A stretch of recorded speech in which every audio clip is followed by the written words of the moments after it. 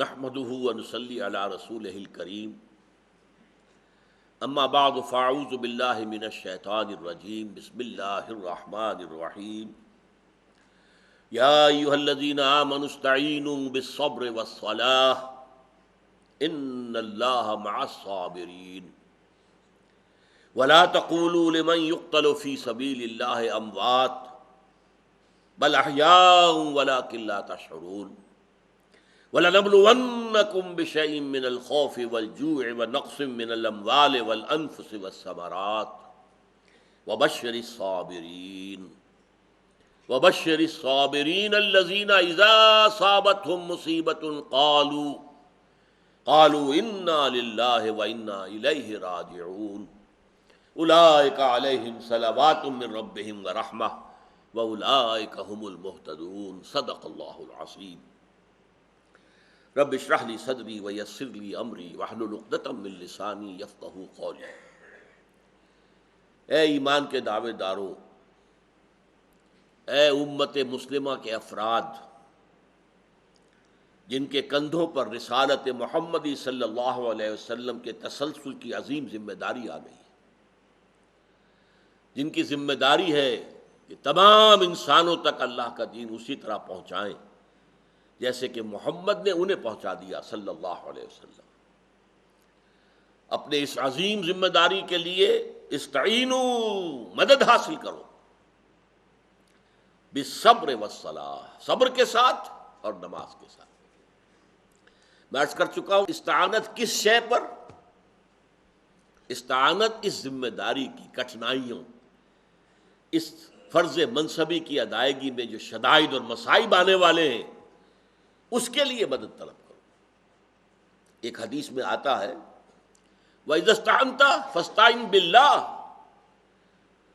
اگر تمہیں مدد مانگنی ہو تو اللہ سے مدد مانگو۔ تو در حقیقت مدد کس سے ہے؟ اللہ سے۔ البتہ اللہ کی مدد حاصل کرنے کے ذریعے دو ہیں۔ نمبر ایک صبر، جھیلنا، برداشت کرنا، ڈٹ جانا، کھڑے ہو جانا۔ ان ذالک من عزم الامور، سورہ لقمان میں ہم پڑھ چکے ہیں۔ یا بنی اقم الصلاۃ وامر بالمعروف وانھ عن المنکر واصبر علی ما اصابک ان ذالک من عزم الامور۔ اے میرے بچے، نماز قائم رکھ، نیکی کا حکم دیتا رہے، بدی سے روکتا رہے، اور جو پھر تجھ پر بیتے، جو تکلیف آئے، جو مصیبت آئے، اس پر صبر کر۔ یقیناً یہ بڑے ہمت کے کاموں میں سے ہے۔ تھڑدلے لوگ اس میدان کے اندر جی ہار کر بیٹھ جائیں گے، کوئی الٹے پھاؤں چلا جائے گا، کوئی مرتد ہو جائے گا، کوئی اندر تو رہے گا لیکن منافق کی حیثیت سے رہے گا۔ صرف وہ چل سکیں گے جن کے اندر عزم ہے کہ ہر چے بادہ باد، ہم اپنی ہر شے قربان کرنے کو تیار ہیں۔ اور نماز اس لیے کہ تم یہ صبر کرو گے اللہ کے لیے، تم یہ صبر کرو گے آخرت کے لیے۔ ویسے تو دنیا میں بڑی مصیبتیں جھیلتے ہیں لوگ، آخر بڑی بڑی لڑائیاں جو ہوئی ہیں تو فوجوں نے قربانیاں دی ہیں کس کام کی؟ ہماری حکومت ہو، ہماری حکومت ہو۔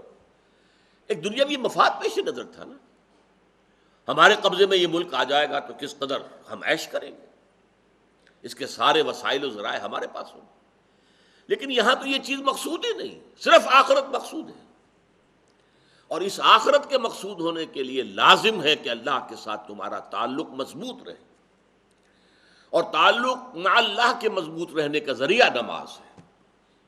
وَاسْتَعِینُوا بِالصَّبْرِ وَالصَّلَاةِ، مدد حاصل کرو اللہ سے، مدد طلب کرو اللہ سے، صبر کے ذریعے، نماز کے ذریعے۔ یہ آیت ہم پڑھ چکے ہیں، اس کا ہم مضمون آیت سورہ عنکبوت میں 21ویں پارے کی پہلی آیت، وَاتْلُ مَا أُوحِیَ إِلَيْکَ مِنَ الْکِتَابِ وَأَقِمِ الصَّلَاةَ إِنَّ الصَّلَاةَ تَنْہَىٰ عَنِ الْفَحْشَاءِ وَالْمُنکَرِ وَلَذِکْرُ اللَّہِ أَکْبَرُ۔ یہ سختیاں ہیں مسلمانوں جو تمہیں جھیلنی پڑ رہی ہیں، اس میں صبر کے لیے، جمے رہنے کے لیے، ڈٹے رہنے کے لیے، استقلال کا مظاہرہ کرنے کے لیے تمہیں اللہ کے ذکر پر کاربند رہنا چاہیے۔ ذکر الہی سے تمہارا تعلق اللہ کے ساتھ مضبوط ہوگا، اور ذکر الہی کی بلند ترین شکل، اعلیٰ ترین صورت قرآن مجید کی تلاوت، اتل ما اوحی الیک من الکتاب، جو بھی کتاب میں سے وحی کیا جا چکا ہے پڑھتے رہو پڑھتے رہو پڑھتے رہو پڑھتے رہو۔ واقم الصلاۃ، نماز قائم رکھو، ان الصلاۃ تنہی عن الفحشاء والمنکر ولذکر اللہ اکبر۔ نماز جامع ترین صورت ہے ذکر کی، کہ اس میں زبانی ذکر بھی ہوتا ہے اور جسم سے بھی ہوتا ہے۔ آپ اللہ کے سامنے جھک رہے ہیں، رکوع کر رہے ہیں، کھڑے بھی ہیں تو دست بستہ ہاتھ باندھ کر اور گردن جھکا کر کھڑے ہونا ہے، اکڑ کے نہیں کھڑے ہونا، قنوت جسے کہتے ہیں۔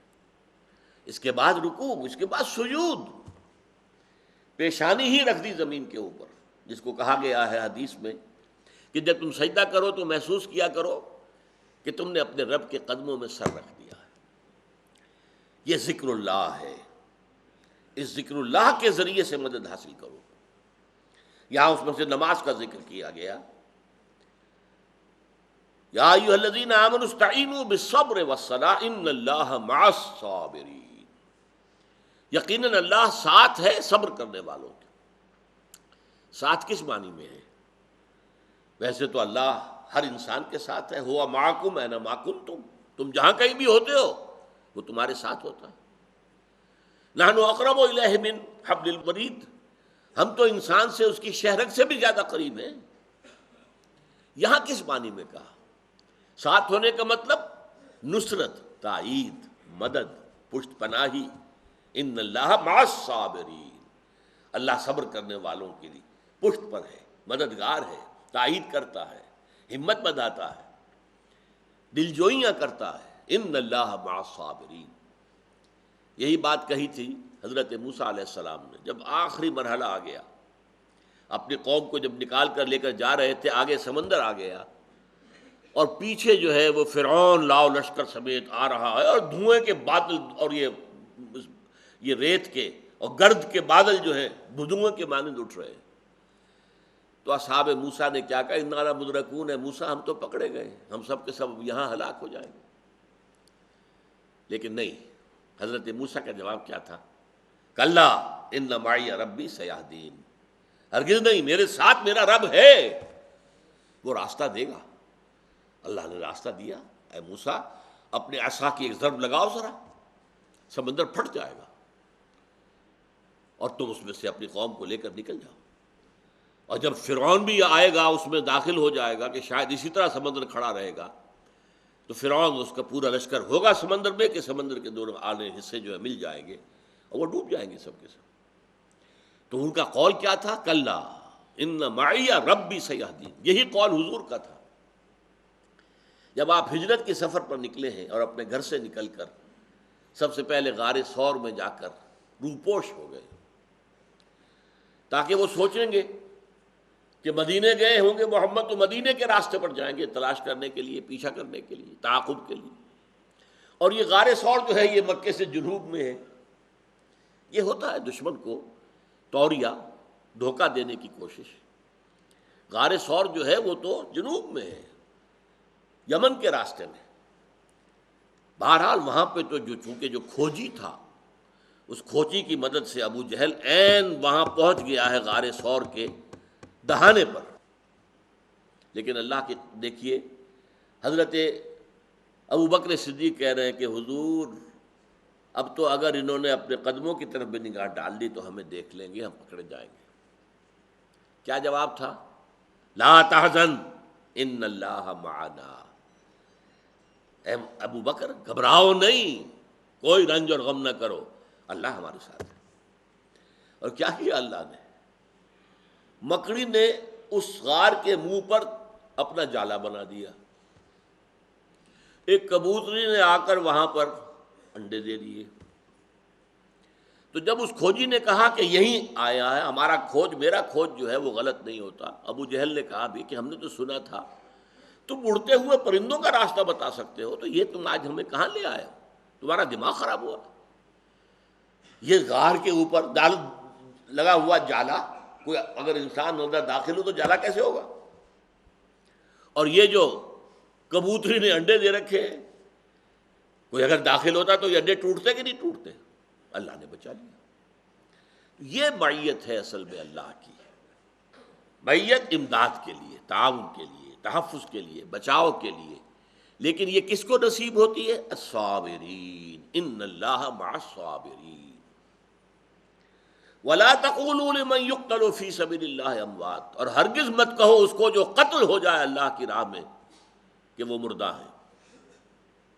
میں نے عرض کیا تھا نا، اب قتال کا دور شروع ہونے والا ہے، ان آیات کے نزول تک ابھی شروع نہیں ہوا لیکن ہونے والا ہے۔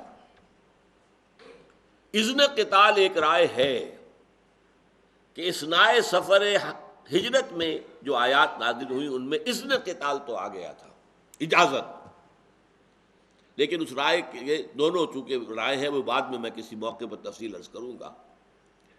تو وہاں جو اس آیت میں ہے اذن للذین یقاتلون یا یقاتلون بانہم ظلموا، اس کی دو قرأتیں ہیں، یقاتلون بھی ہے یقاتلون بھی ہے، ہمارے ہاں زیادہ جو رائج ہے یقاتلون ہے۔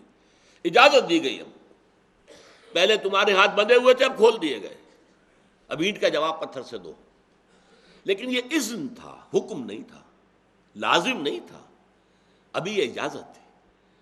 اب لازم کرنے کا، فرض کرنے کا حکم جو ہے وہ سورہ بقرہ میں آ رہا ہے اور سورہ محمد میں آیا صلی اللہ علیہ وسلم، جو کہ غزوہ بدر ہی کے ساتھ متصلاً نازل ہوئی، اگرچہ ہے تو بہت دور آگے جا کر، وہ تو آپ کو ملے گی 26ویں پارے میں، لیکن چونکہ اب قتل و قتال کا سلسلہ ہوگا لہذا فرمایا وَلَا تَقُولُوا لِمَن يُقْتَلُ فِي سَبِيلِ اللَّهِ اموات، ہرگز مت کہنا ان کو کہ جو قتل ہو جائیں اللہ کی راہ میں کہ وہ مردہ ہے، بل احیاء ولکن لا تشعرون، نہیں وہ زندہ ہیں لیکن تمہیں اس کا شعور نہیں ہے۔ ان الفاظ سے ایک بہت پیچیدہ مسئلہ حل ہوتا ہے۔ ہمارے ہاں اہل حدیث حضرات کا اور سنیوں کا بھی جھگڑا ایک ہے، اور سنیوں میں سے حنفی، دیوبندی بھی، بریلوی بھی، ان میں بھی جھگڑا ہے، اور دیوبندیوں میں بھی جھگڑا ہے۔ حیات النبی کا مسئلہ، حضور اپنی قبر میں زندہ ہیں تو کیا جیسے اس دنیا میں تھے ایسے ہی زندہ ہیں؟ یہ موقف ہے ہمارے بریلوی علماء کا بھی اور دیوبند کے بھی بعض علماء کا، لیکن اہل حدیث اور دیوبند جماعت کے بھی کچھ لوگوں کی رائے یہ کہ نہیں، وہ برزخی زندگی ہے اور اللہ ہی جانتا ہے کہ وہ کیسی زندگی ہے۔ حالانکہ مسئلے کا حل کیا ہے؟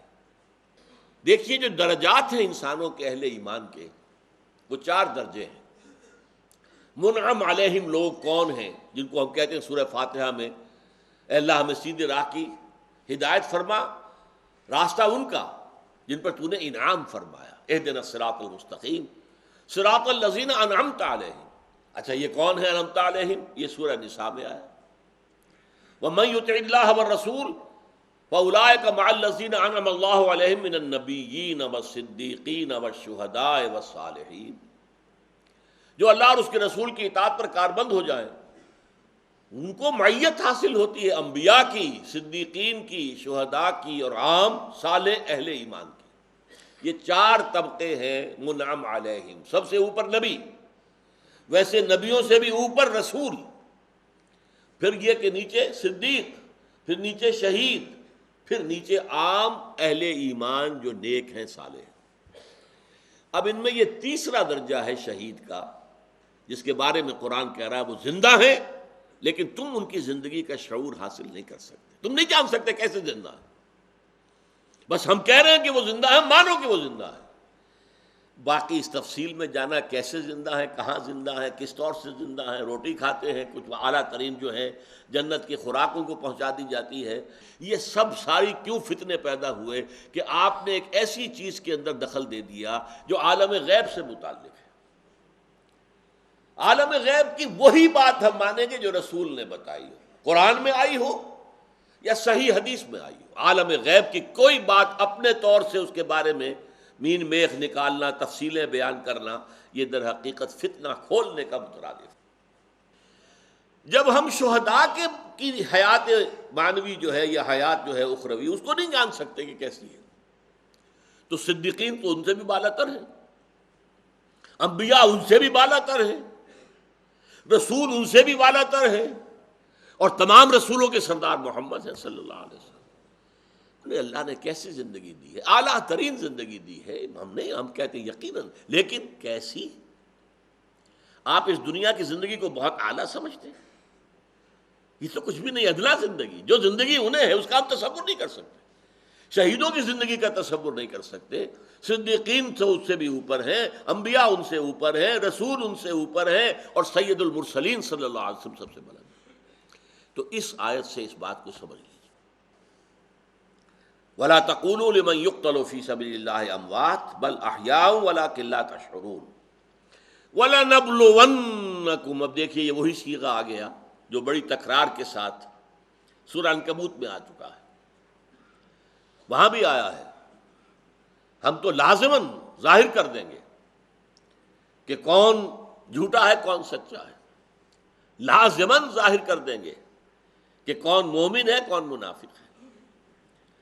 ہم تو لازماً اہل ایمان کو بدلہ دیں گے، وَلَنَجْزِيَنَّهُمْ أَحْسَنَ الَّذِي كَانُوا يَعْمَلُونَ، نَجْزِيَنَّهُمْ۔ اور آخری آیت کیا تھی سورہ عنکبوت کی؟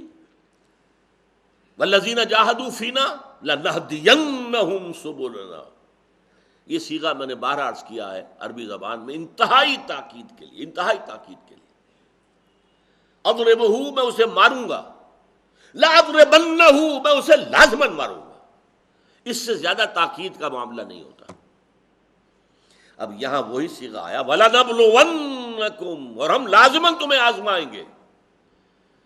یہ نہ سمجھنا کہ یہ اونچا مقام تمہیں مل گیا ہے تو بس وارے نعارے ہیں، اب عیش ہوں گے، اب اللہ کی طرف سے جو ہے رزق بھی تمہیں پہنچنا شروع ہو جائے گا، آسمان سے جو ہے وہ خوان اترنے شروع ہو جائیں گے، ہر قدم پر تمہاری مدد ہو۔ نہیں نہیں، آزمائشوں کی بھٹیوں میں سے بعض اعتبار سے وہ سختر آزمائش ہے، ایک اعتبار سے آسان ہے، مکی دور کی آزمائش ہے کہ یہاں بدلہ لینے کا بھی تمہیں اختیار دیا گیا۔ اس سے جذبات میں ٹھنڈک پڑتی ہے، اگر انہوں نے ہمارے کچھ مارے ہم نے بھی مارے ان کے، لیکن ایک اعتبار سے یہ سخت ہے۔ وہاں جان کا ایسا مسئلہ نہیں تھا جتنا اب آئے گا۔ وَلَنَبْلُوَنَّكُمْ، اب دیکھیے کن کن چیزوں میں ہم آزمائیں گے تمہیں، بِشَيْءٍ مِّنَ الْخَوْفِ، خوف کی حالت طاری رہے گی۔ یہ حال رہتا تھا مدینے کے اندر کہ ہر وقت اندیشہ ہوتا تھا ابھی حملہ ہوا کہ ہوا، ذرا سی کوئی آہٹ ہوئی، کہیں سے شور سنائی دیا، معلوم ہوا کہ کوئی حملہ ہو گیا۔ مسلسل حالت جنگ، مسلسل حالت خوف۔ وَلَنَبْلُوَنَّكُمْ بِشَيْءٍ مِّنَ الْخَوْفِ وَالْجُوعِ، اور بھوک، فاقے آئیں گے۔ فاقے کیسے کیسے آئے ہیں؟ غزوہ خندق کے اندر کئی کئی دن کے خاکے تھے، اور چونکہ خندق کھودنے کی مشقت بھی کرنی تھی تو اپنے پیٹوں سے پتھر باندھے ہوئے تھے چادر کے ساتھ کس کر، کہیں کمر دوہری نہ ہو جائے۔ اگر اس کے اوپر بوجھ ہو تو اس کو ایک تھوڑا سا احساس ہو سکتا ہے کہ شاید میرے اندر کچھ ہے۔ تو یہ ساری چیز جو ہے اس طرح کے فاقے آئے۔ وَلَنَبْلُوَنَّكُمْ بِشَيْءٍ مِّنَ الْخَوْفِ وَالْجُوعِ وَنَقْصٍ مِّنَ الْأَمْوَالِ وَالْأَنفُسِ وَالثَّمَرَاتِ، اور نقصانات آئیں گے کن کن چیزوں میں؟ مالی نقصان ہوں گے، مال برباد ہوگا، الانفس، جانوں کا نقصان، جانیں دینی پڑیں گی، والثمرات، اور میووں کا نقصان ہوگا۔ وہ کیا؟ آپ کو معلوم ہے کہ وہاں کی معیشت کا دار و مدار فصل پر، ایگریکلچرل کلچر تھا وہاں کا، اور سب سے بڑی ان کی جو آمدنی تھی وہ کھجور سے تھی۔ اب کھجور کو اگر بر وقت نہ اتارا جائے تو وہ فصل خراب ہو جاتی۔ کیا ہوا غزوہ تبوک میں؟ سخت قحط کا عالم تھا، اور اب فصل تیار تھی کھجور کی، اسے اتارنا ہے۔ ادھر سے حکم آیا چلو اللہ کے راستے میں، اور انہیں پتا تھا کہ اب یہ کھجور کی فصل بھی ہماری برباد ہو جائے گی، لیکن جانا ہے، اللہ کا حکم ہے۔ تو تمہیں اپنی فصلوں کی بربادی، ثمرات، پھلوں کی تباہی۔ پھر جیسے غزوہ خندق میں جب آئے ہیں کفار، چاروں طرف سے گھیر لیا ہے، 12,000 کا لشکر آ گیا، شمال سے بھی، جنوب سے بھی، مشرق سے بھی، تو انہوں نے آس پاس کے سارے کھیت روند ڈالے، ساری فصلیں برباد کر دی، باغات اجاڑ دیے، کھانے کو اب کچھ نہیں ہے، اسی لیے پیٹوں پر پتھر بندھے ہوئے۔ یہ ساری سختیاں تمہیں جھیلنی ہوگی۔ وَلَنَبْلُوَنَّكُمْ بِشَيْءٍ مِّنَ الْخَوْفِ وَالْجُوعِ وَنَقْصٍ مِّنَ الْأَمْوَالِ وَالْأَنفُسِ وَالثَّمَرَاتِ وَبَشِّرِ الصَّابِرِينَ، اور بشارت دے دیجئے اے نبی صلی اللہ علیہ وسلم صبر کرنے والوں کو، جو ان امتحانات میں سے گزرے، سختیاں جھیلیں، بھوک کی سختی جھیلیں، خوف کی کیفیت کو برداشت کریں، جانی اور مالی نقصانات کو جھیلیں اور برداشت کریں، ان صابرین کو بشارت دے دیجئے کہ بالآخر ان کے لیے کامیابی ہوگی۔ جب امتحان انتہا کو پہنچ جائے گا، اس کے بعد اللہ تعالیٰ کی نصرت اور تائید شروع ہو جائے گی۔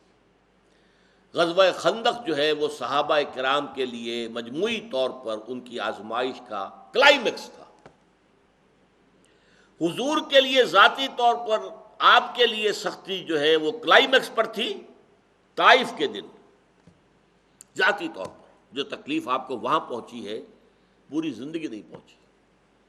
حضرت عائشہ نے ایک دفعہ پوچھا، حضور آپ کی زندگی کا سخت ترین دن کون سا ہے؟ وہ سمجھتی تھی کہ آپ یوم احد کا ذکر کریں گے، جس میں آپ مجروح ہوئے، خون کا فوارہ چھوٹا، 70 صحابہ شہید ہوئے، آپ بھی خبر اڑ گئی کہ آپ کا انتقال ہو گیا ہے، شدید ترین دن۔ حضرت عائشہ، اس کی عمر کم تھی، انہیں نہیں پتا تھا مکی دور میں کیا کچھ ہو رہا ہے، مکی دور میں کم سن تھی، لہذا ان کا خیال تھا کہ یہ تو ان کے سامنے کا واقعہ تھا یوم احد، لیکن یہ کہ حضور نے فرمایا نہیں، مجھ پر سخت ترین وقت طائف کا تھا۔ وہ سختیاں جھیلی ہیں محمد الرسول اللہ صلی اللہ علیہ وسلم نے، لیکن اس کے بعد پھر اللہ کی طرف سے اسپیشل پروٹیکشن آ گئی ہے حضور کے لیے۔ ہجرت کی شب آپ نکلے ہیں اور بیٹھے ہوئے پہرے دار وہ دیکھ نہیں سکے، اور آپ جا کر غار ثور میں روپوش ہوئے ہیں تو وہاں دہانے پر پہنچ کر بھی لوگ پکڑ نہیں سکے۔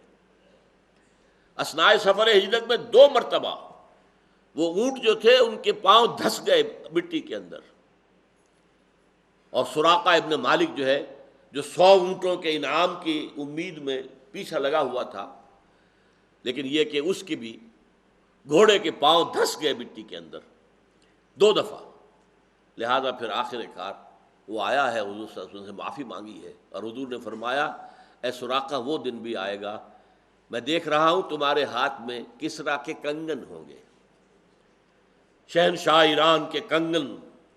اور یہ بات پھر پوری ہوئی حضرت عمر کے زمانے میں، جبکہ فتح ہوا مدائن جو ہے وہ صدر مقام تھا اس وقت، جیسے کہ آج ایران کا صدر مقام تہران ہے، تو مدائن میں محل تھے اور وہاں خزانے تھے۔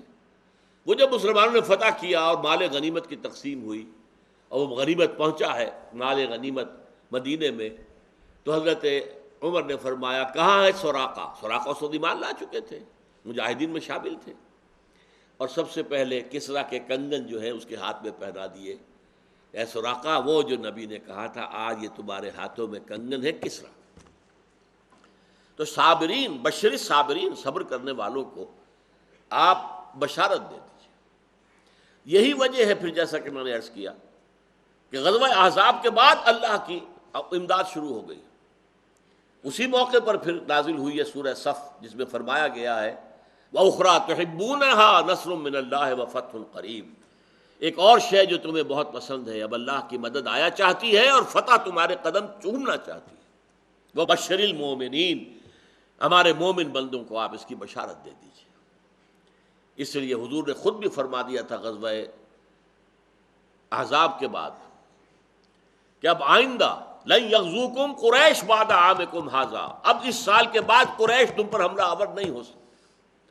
بدر میں وہ نکل آئے تھے 1000 کی تعداد میں، احد میں 3000 ہو گئے تھے، اب وہ اپنے ساتھ دوسرے قبیلوں کو بلا کر 12000 ہو گئے تھے، اور جب انہیں بے نیل مرام جانا پڑا تو پھر حضور نے فرمایا لن تغزوکم قریش بعد عامکم ھذا ولکنکم تغزونہم، اب قریش تمہارے اوپر حملہ آور نہیں ہو سکتے، اب تم حملہ آور ہو گئے۔ Tables have been turned. یہ اب صابرین کون ہیں؟ الذین اذا اصابتہم مصیبۃ، ان صابرین کی شان کیا ہے؟ جب ان پر کوئی مصیبت آتی ہے، کوئی تکلیف آتی ہے، کوئی آزمائش آتی ہے، قالوا، وہ یہ کہتے ہیں انا للہ و انا الیہ راجعون، کہ ہم تو اللہ ہی کے ہیں، اللہ کی طرف لوٹ جانا ہے۔ سر تسلیم خم ہے جو مزاج یار میں آئے، جو اللہ ہم پر کرے، جو اللہ کی طرف سے مصیبت آئے، سر تسلیم خم ہے۔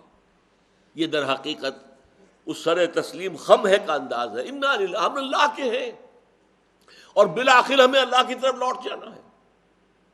صبر اور مصابرت اور انفاق فی سبیل اللہ کے لیے سب سے بڑی سہارا جو ہے وہ آخرت پر ایمان ہے۔